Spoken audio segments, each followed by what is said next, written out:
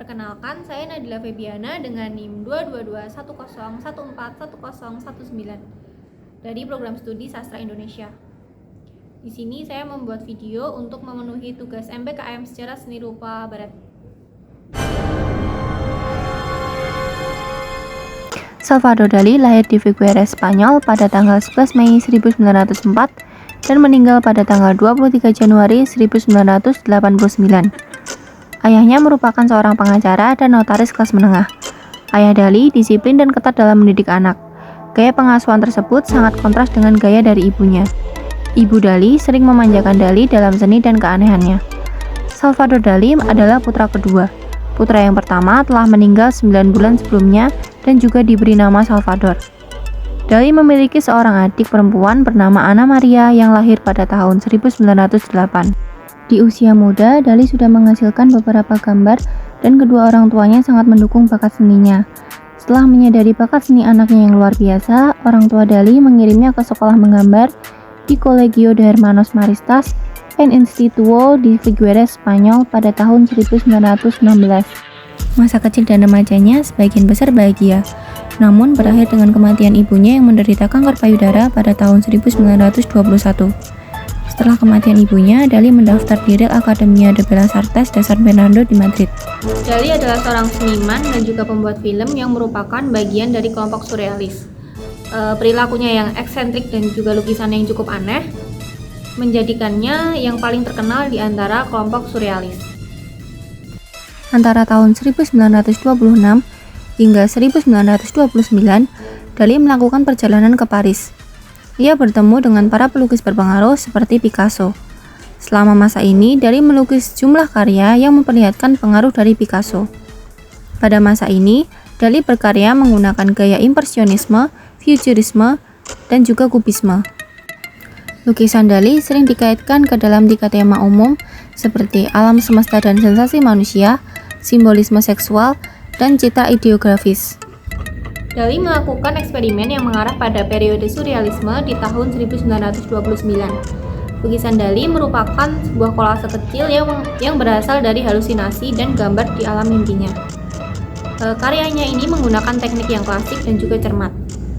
Dipengaruhi oleh seniman Renaissance dan menggunakan ruang mimpi yang tidak nyata yang telah ia ciptakan menggunakan karakter halusinasinya yang cukup aneh. Sebelum periode ini, Dali adalah pembaca setia teori psikoanalisis Sigmund Freud.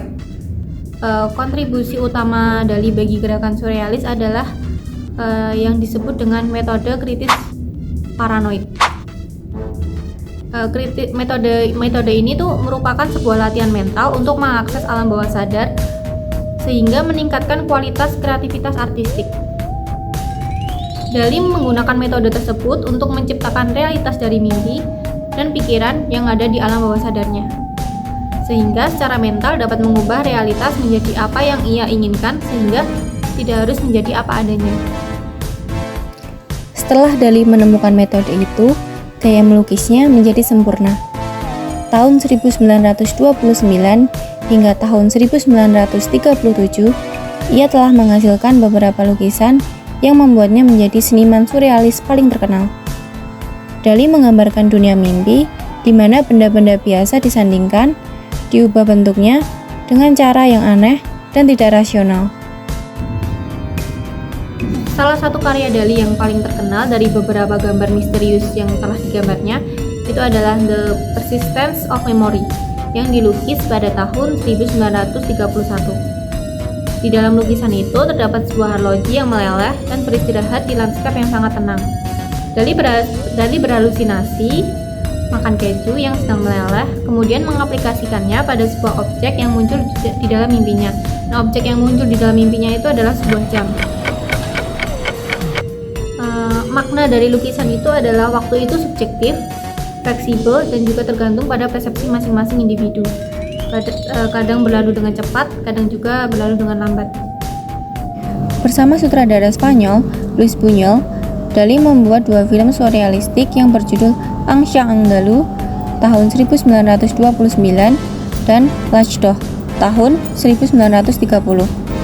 Kedua film tersebut dipenuhi dengan berbagai gambar aneh, namun sangat sugestif.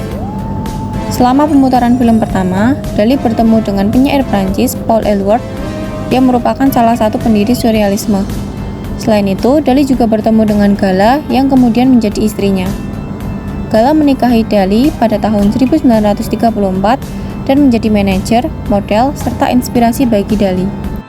Pada akhir tahun 1930-an, Dali beralih ke gaya melukis yang lebih akademis di bawah pengaruh pelukis Renaissance Raphael. Pandangan politiknya yang ambivalen selama kebangkitan fasisme mengasingkan rekan-rekan surrealisnya, dan ia akhirnya dikeluarkan dari kelompok tersebut. Pada tahun 1980, Dali terpaksa pensiun dari melukis karena kelainan motorik yang dialaminya, yang menyebabkan tangannya ini gemetar dan juga lemas secara permanen. Karena tidak dapat lagi memegang kuas, Dali ini jadi kehilangan kemampuan untuk mengekspresikan dirinya. Kemudian juga terjadi tragedi yang cukup membuat Dali sedih pada tahun 1982, istrinya Gala meninggal dunia. Kedua kejadian tersebut membuatnya mengalami depresi berat sehingga ia pindah ke Pubol di sebuah kastil yang ia beli dan juga direnovasi untuk istrinya yang tercinta. Ada beberapa yang berpendapat bahwa Dali ini bersembunyi dari publik, atau seperti beberapa orang memperkirakan bahwa Dali ini berencana untuk mengakhiri hidupnya. Kemudian pada tahun 1984, Dali ini mengalami luka bakar yang cukup parah di dalam sebuah kebakaran. Beberapa sahabat dan juga sesama seniman ini tuh berusaha menyelamatkan Dali dari kastil dan mengembalikannya ke Figueres, sehingga membuatnya merasa nyaman di Teatro Museo. Pada bulan November tahun 1988, Dali dirawat di rumah sakit di Figueres karena mengalami gagal jantung. Setelah pemulihan yang cukup singkat, ia kembali ke Teatro Museo. Pada tanggal 23 Januari 1989, di kota kelahirannya, Dali ini meninggal karena gagal jantung, tepat di usia yang ke-84 tahun. Pemakamannya diadakan di Teatro Museo, tempat ia dimakamkan di sebuah ruang di dalam bawah tanah. Salah satu karya Dali yang cukup terkenal itu adalah buku yang ditulis oleh Salvador Dali yang menarik dengan judul The Secret Life of Salvador Dali tahun 1942.